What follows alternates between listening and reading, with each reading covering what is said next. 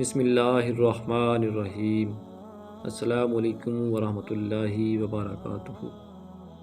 محترم ناظرین، آج ہم آپ کو حضرت غوث پاک رحمۃ اللہ علیہ اور ایک غلام کا واقعہ سنائیں گے۔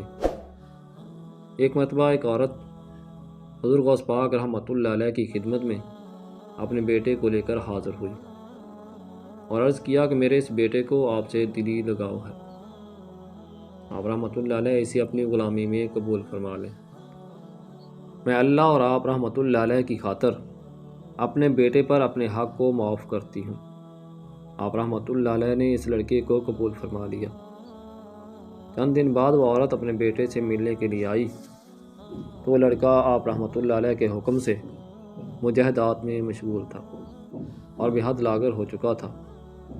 اس عورت نے جب آپ رحمۃ اللہ علیہ کو دیکھا تو آپ رحمۃ اللہ علیہ اس وقت مرغی کا گوشت کھا رہے تھے اور آپ رحمۃ اللہ علیہ کے سامنے ہڈیاں پڑی ہوئی تھیں۔ اس عورت نے آپ رحمۃ اللہ علیہ سے کہا کہ آپ خود تو مرغی کا گوشت کھا رہے ہیں جبکہ میرا بیٹا سخت مجاہدات میں مشغول ہے۔ آپ رحمۃ اللہ علیہ نے اس عورت کی بات سننے کے بعد ہڈیوں کی جانب اشارہ کیا اور حکم دیا کہ اللہ کے حکم سے زندہ ہو جاؤ۔ آپ رحمۃ اللہ علیہ کا یہ فرمانا تھا کہ ان ہڈیوں سے ایک سالم مرغی زندہ کھڑی ہو گئی۔ آپ رحمۃ اللہ علیہ نے فرمایا کہ جب تیرا بیٹا اس منزل پر پہنچ جائے گا تو پھر جو چیز چاہے گا کھائے گا۔ شکریہ ناظرین، اگر آپ کو ہماری یہ ویڈیو پسند آئی ہو تو ویڈیو کو لائک، شیئر اور چینل کو سبسکرائب کر دیں۔